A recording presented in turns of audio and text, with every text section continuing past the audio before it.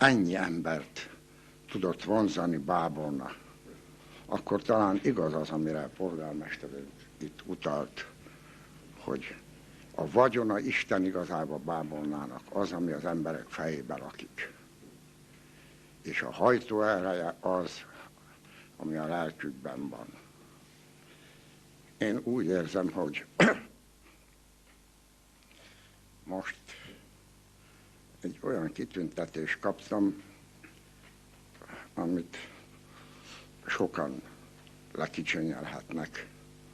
Nekem azért különleges, mert úgy érzem, hogy ezt nem az életunt kincstári tisztviselők adták, hanem szívből, lélekből adták azok az emberek, akikkel ma is kapcsolatban vagyunk.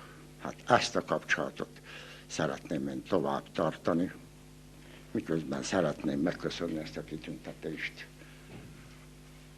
azoknak, akik adták, és azoknak, akik létrehozták azt, hogy ez a Bábolna ma életté vált a városi rangra.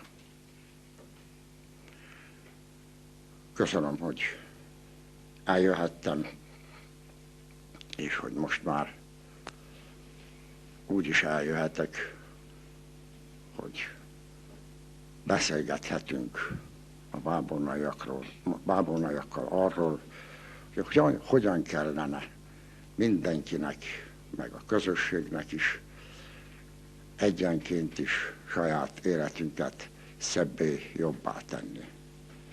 Hát ezért szeretnék most már többször jönni Bábolnára. Köszönöm a kitüntetést, köszönöm, hogy meghívtak, köszönöm, hogy itt láttak.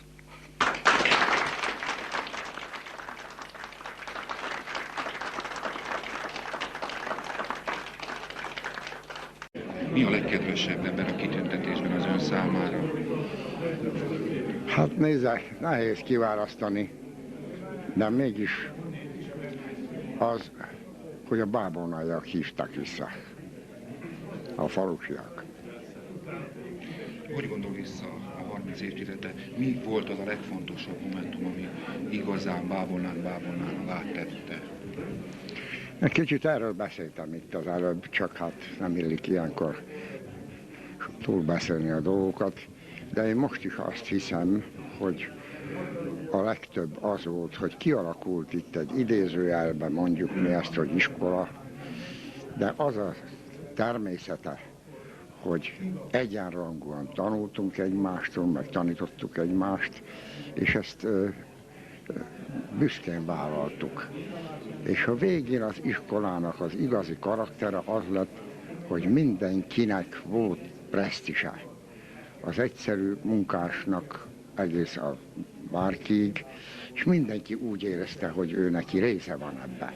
Tehát még a szocializmusban is tulajdonosnak érezte magát a bábolnai ember, és ha buszon ment, büszke volt, hogy Bábolnát emlegetik. Tehát az emberi viszonylatai, ha szabad így mondani, azok voltak a leggazdagabbak, és azok voltak, amik leginkább hajtóerejévé vált Bábolnának szembe azzal a tévedéssel, amit mindig összecserélnek egyféle technokratizmussal. Nem becsüljük le, mert ugye a technológiáknak nagy versenyük van, és hogy győzni kell, tehát ezt nem lehet, ezt precízen és jól kell csinálni, de igazán ott terem a kukorica is, ahol be van mérve a kultúrszint. És ahol ez a kultúrszint növekedni tud, ott a termés átlagot is nőnek. Köszönöm szépen, és még egyszer engedjük, hogy én is hallgatom.